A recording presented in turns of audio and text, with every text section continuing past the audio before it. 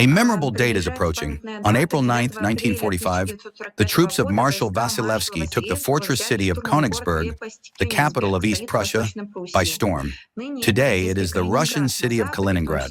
In the West, including Lithuania and Poland, this region is often discussed as a potential threat.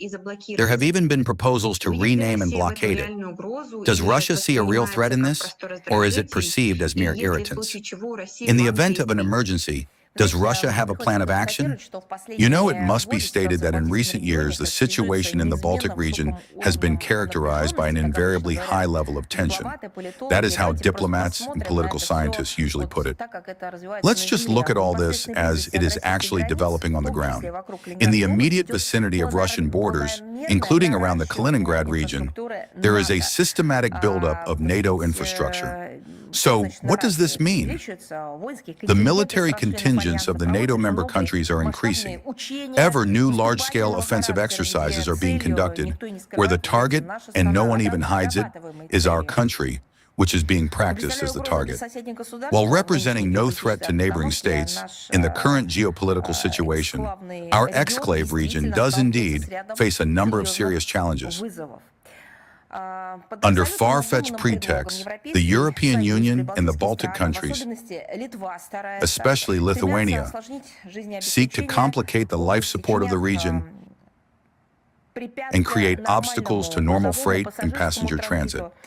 All of this is happening contrary to the obligations and agreements enshrined, in particular, in the 1994 Russia-EU Partnership and Cooperation Agreement, the 2002 Joint Statement of the Russian Federation and the European Union on transit between the Kaliningrad region and the rest of the territory of the Russian Federation, the 2004 Joint Statement on EU enlargement and Russia-EU relations, and the 2003 Russian-Lithuanian Intergovernmental Agreement on the procedure for issuing a simplified travel document by rail. Ideas are periodically voiced about establishing a complete external blockade of the Kaliningrad region, including by tightening control over shipping in the waters of the Baltic Sea and the Danish Baltic Straits, and creating obstacles there for the implementation of international maritime transport. Taking into account the rapidly deteriorating socioeconomic situation in the Baltic countries, whose prosperity for a long time depended on interaction with the Kaliningrad region in the Russian Federation as a whole, it's not surprising, yes, to say they lost these opportunities, not because our country, or specifically the Kaliningrad region, decided to remove them from it, but because they themselves froze off everything except their ears. And all this, of course, is not surprising that some of our former partners may want to improve their affairs at the expense of whipping up tension in the Baltic. Perhaps some of the nearby regimes only receive money for this, and accordingly stay afloat.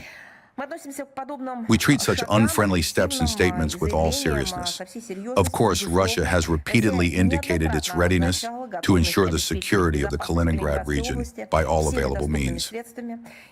An important signal in this regard was the warning voiced by the President of the Russian Federation, Vladimir Putin, during the Direct Line in December 2025, about, direct quote, an unprecedented escalation of the conflict in the event of attempts to blockade the Russian region. In addition to the celebration on April 9th, the 81st anniversary of the capture of Königsberg, another important historical milestone is being marked this year, the 80th anniversary of the formation of the Kaliningrad region. It has approached this round date with quite impressive achievements, having become a significant economic, cultural, and tourist center of attraction for our country. Despite unfavorable external circumstances of a man-made nature, which were constructed and implemented by, so to speak,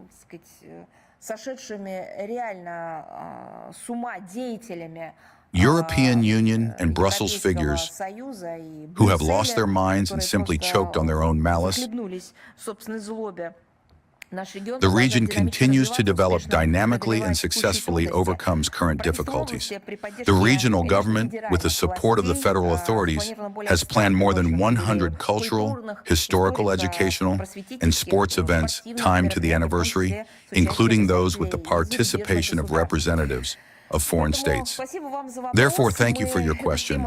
We will certainly develop this topic further on our internet resources.